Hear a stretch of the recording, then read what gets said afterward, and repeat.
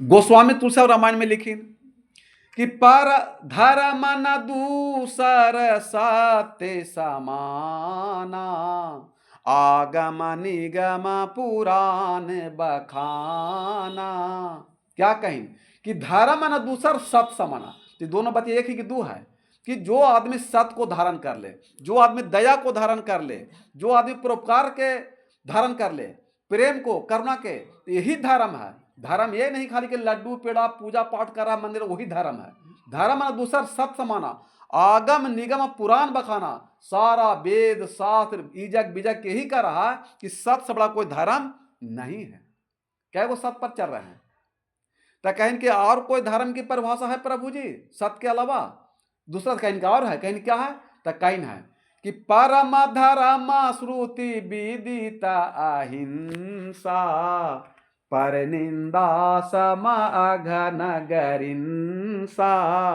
वो कह रही है कि जीव पर दया करना दूसरा धर्म है, परम धर्म श्रुति विदित अहिंसा, पर निंदा सब अघन गरिंसा।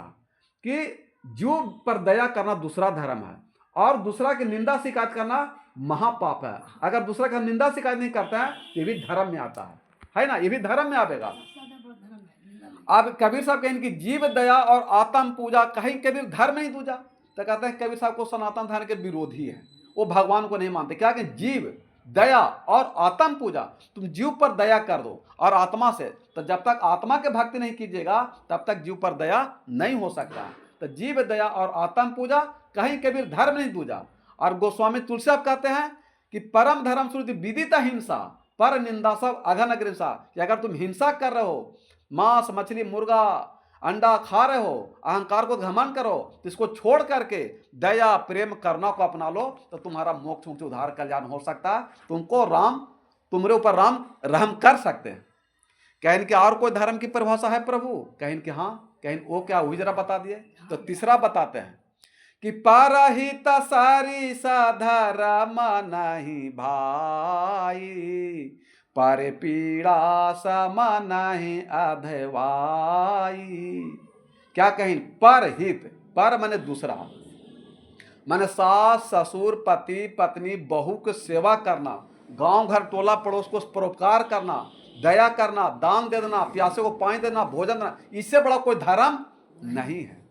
कि परहित सारी धर्म नहीं भाई, पर पीड़ा सम नहीं अधवाई।